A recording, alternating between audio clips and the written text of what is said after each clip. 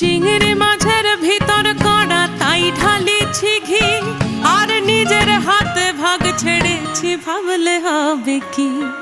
চিংড়ি মাছের ভিতর কড়া তাই